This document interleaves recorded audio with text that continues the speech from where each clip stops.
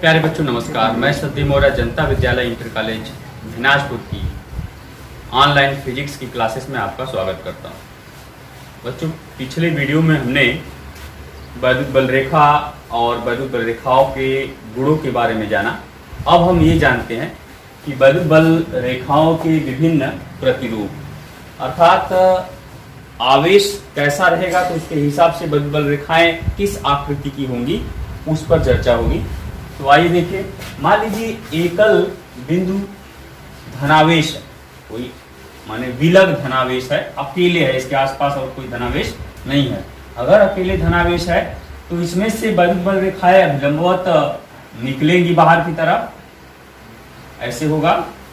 माने एकल धनावेश में वैद्युत बल रेखाएं अभिलंबवत त्रिज्या के अनुदिश बाहर की ओर निकलेगी। उसी तरह से अगर रेखा तो वैद्युत बल रेखाएं त्रिज्यतः आवेश की ओर दिष्ट होंगी। देख सकते हैं आप कि आवेश की ओर सभी रेखाएं हैं, ये वैद्युत बल रेखाएं हैं। और यदि मान लिया जाए समान परिमाण की, माने ये 2 कूलाम का है तो ये भी 2 ही कूलाम का, अंतर ये होगा, ये धन का होगा, ये ऋण का होगा।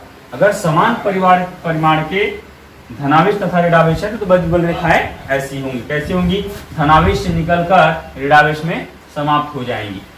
यह इस तरह से होगा। मान लिया जाए कि समान परिमाण के, ये भी समान परिमाण, ये भी समान परिमाण का है, लेकिन दोनों समान प्रकार के हैं, माने दोनों का प्रकृति एक है। ये भी धन तो ये भी धन, इसका परिमाण भी एक, इसका भी परिमाण एक। तो वैद्युत बल रेखाएं इस आकृति की होंगी और इन दोनों बिंदुओं के बीच में अब हमें एक उदासीन बिंदु मिलेगा। अब थोड़ा सा ये जान लेते हैं उदासीन बिंदु क्या होगा। उदासीन बिंदु किसी वैद्युत क्षेत्र के भीतर का वह बिंदु होता है जहां पर कोई वैद्युत बल नहीं होगा।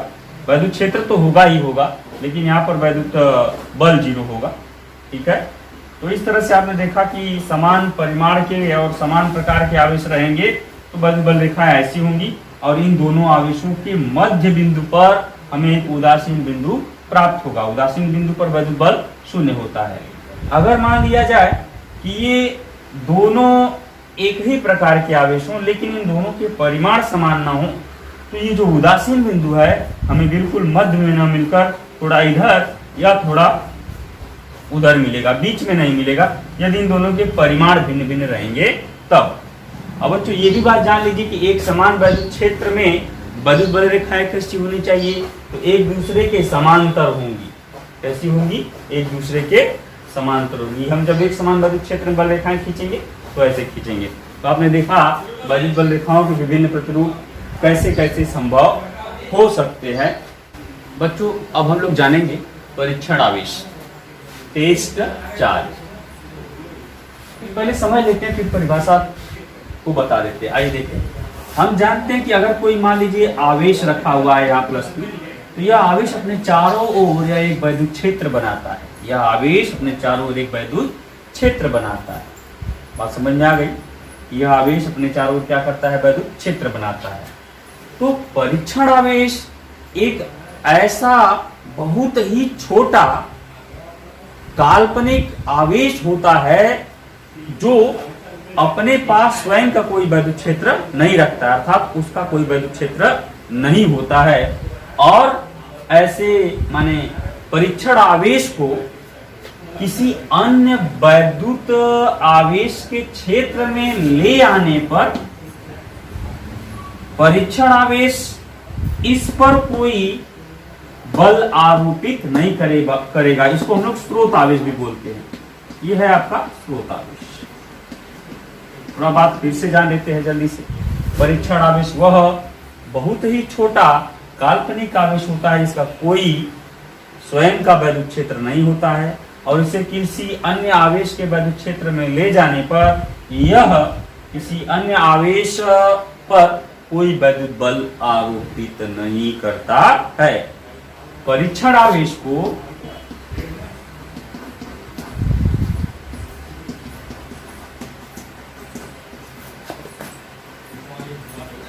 Q0 से प्रदर्शित करते हैं।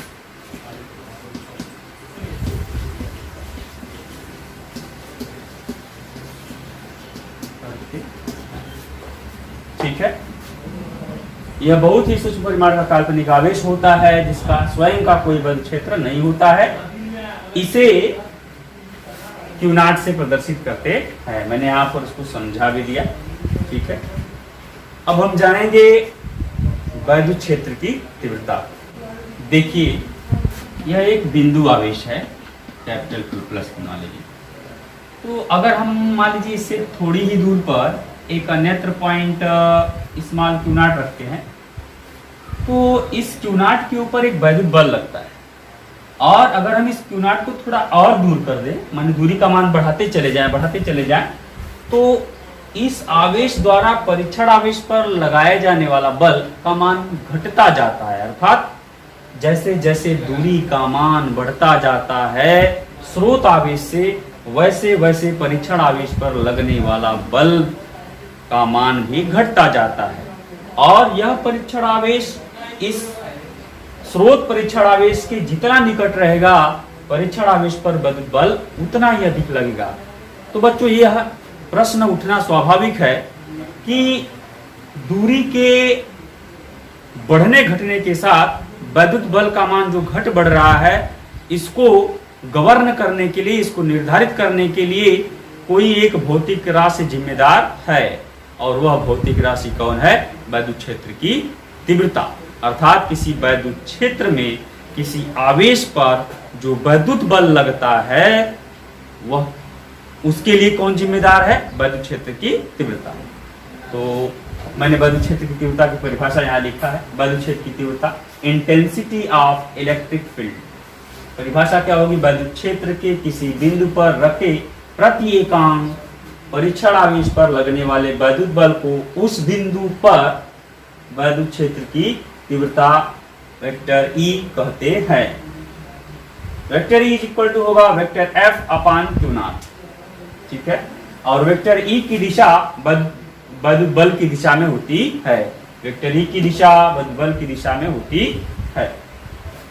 तो अब हमने यहाँ इसका मात्रक लिख दिया। मात्रक, इसका मात्रक न्यूटन और इसका मात्रक कूलाम। तो न्यूटन प्रति कूलाम इसका मात्रक हो जाएगा। तो परिभाषा बनाने का बहुत सारा तरीका होता है, सबका अपना अपना। देखिए परिभाषा कैसे बनाई गई कि किसी वैद्युत क्षेत्र में, मान लीजिए इस ब्लैक बोर्ड पर एक वैद्युत क्षेत्र है, तो इसकी किसी एक पॉइंट की बात की जा रही है।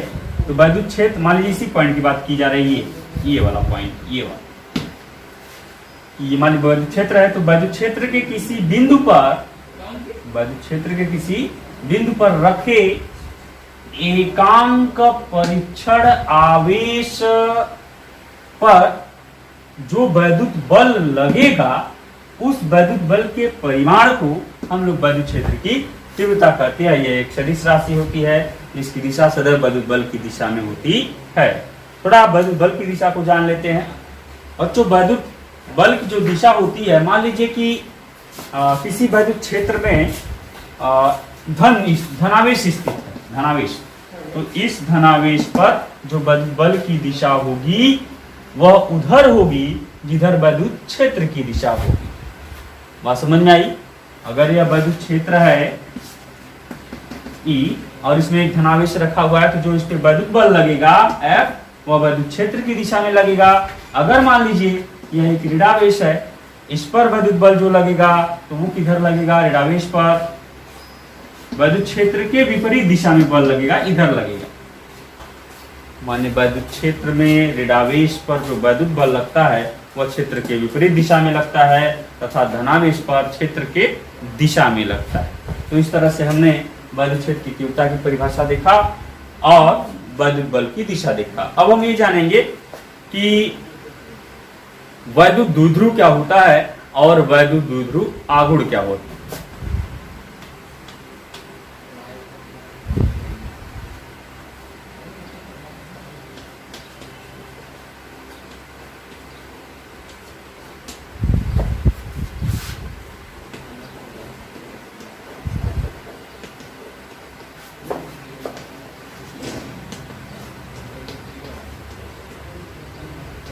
Electric dipole.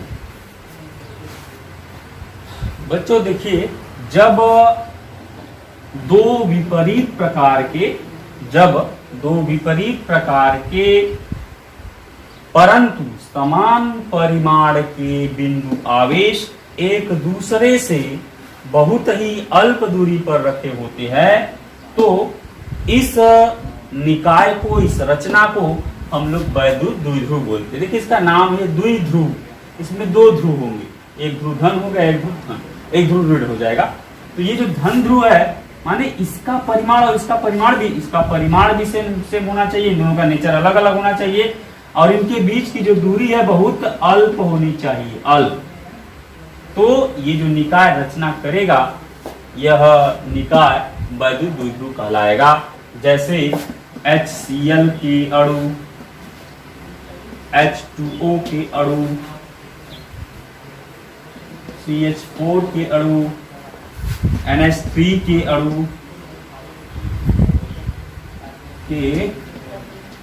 अणु इत्यादि, ये सब इसके एग्जाम्पल हैं इसके वैद्युत द्विध्रुव। अब वैद्युत द्विध्रुव को जानने के बाद हम लोग जानेंगे वैद्युत द्विध्रुव आघूर्ण।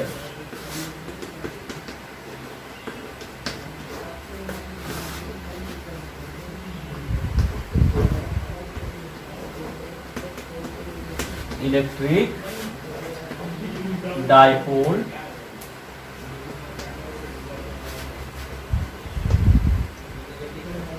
मोमेंट। अब वैद्युत द्विध्रुव की तो परिभाषा स्पष्ट हो गई होगी आपको। देखिए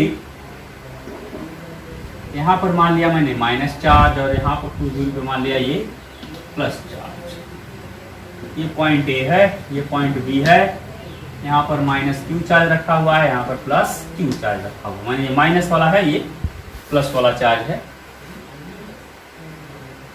तो इसकी परिभाषा कैसे बनेगी? और हम मान लेते हैं इसके बीच की दूरी कितना है, 2l है, इसके बीच की दूरी कितना है, 2l। तो हम किसकी परिभाषा देंगे? वैद्युत द्विध्रुव आघूर्ण की। कहेंगे कि वैद्युत द्विध्रुव में किसी एक आवेश के परिमाण तथा दोनों आवेशों के बीच के दूरी के गुणनफल को वैद्युत द्विध्रुव आघूर्ण कहते हैं।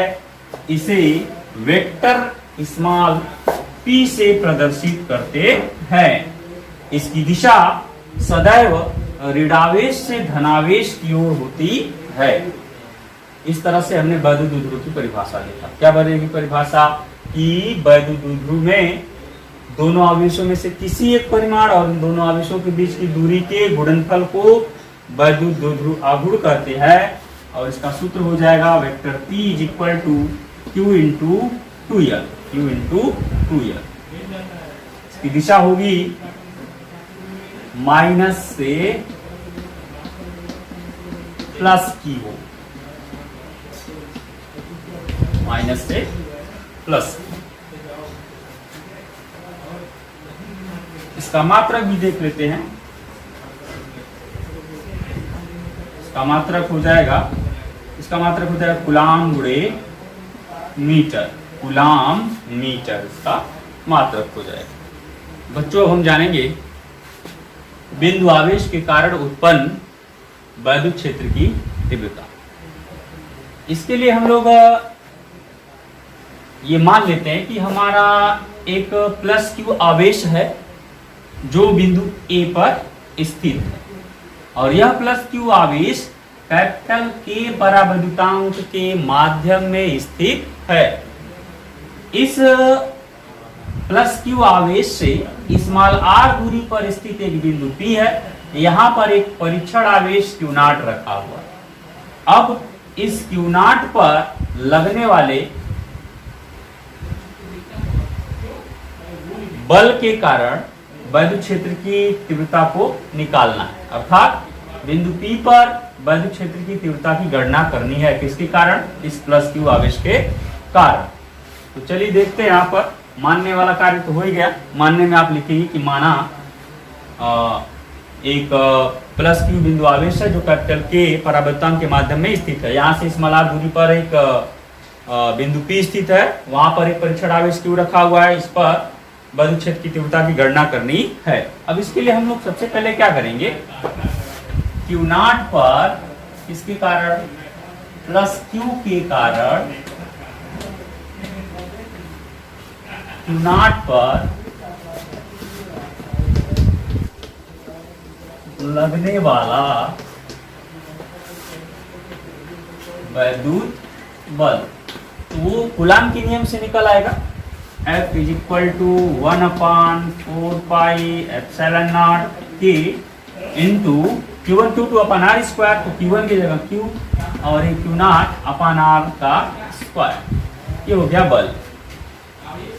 अब बिंदु P पर हमें वैद्युत क्षेत्र निकालना है, तो अब वैद्युत क्षेत्र की परिभाषा से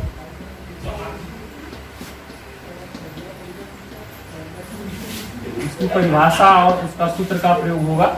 तो vector E is equal to F, vector हटा देते हैं, E F अपान Q0 हो जाएगा।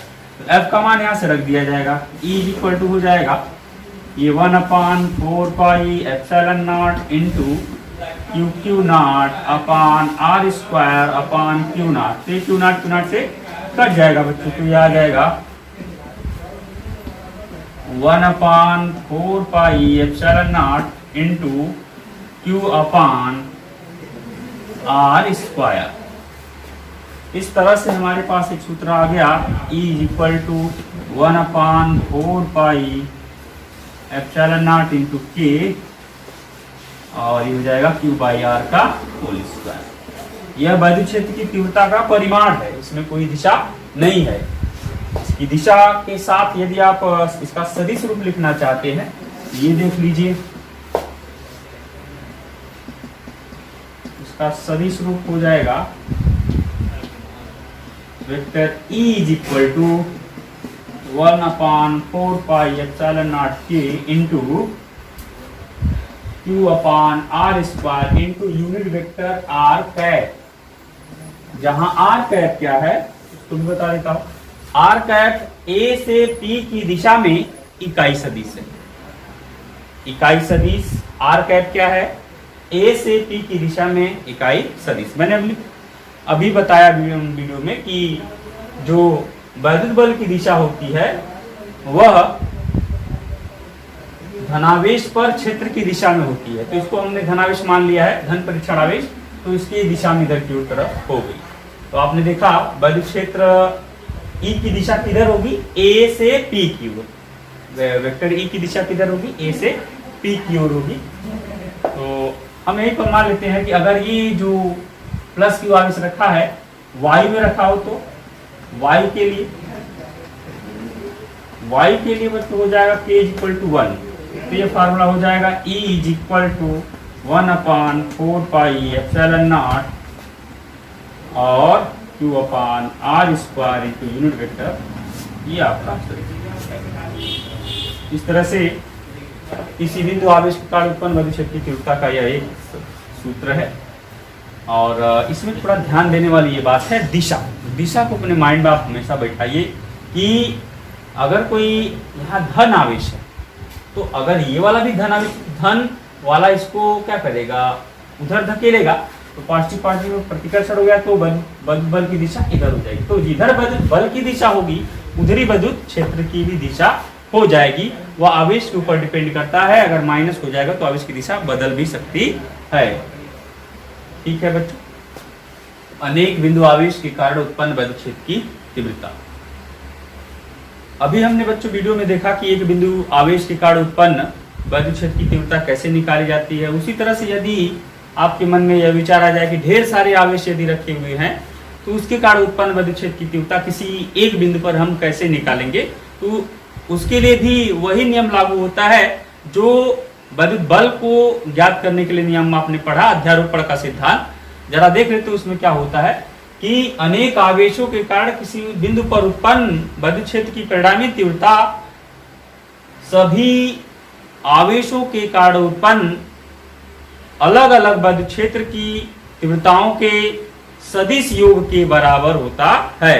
अर्थात मान लीजिए कि हमें इस बिंदु P पर बद्ध क्षेत्र की तीव्रता की गणना करनी है इन सभी आवेशों के कारण, तो सबसे पहले हम Q1 के कारण P पर बद्ध क्षेत्र की तीव्रता निकालेंगे, Q2 के कारण निकालेंगे, Q3 के कारण निकालेंगे, Q4 के कारण निकालेंगे, इसी तरह Qn के कारण निकालेंगे और इनका सबका सदिश योग कर देंगे, तो अंत में हमें परिणामी बद्ध क्षेत्र की तीव्रता निकल आएगी।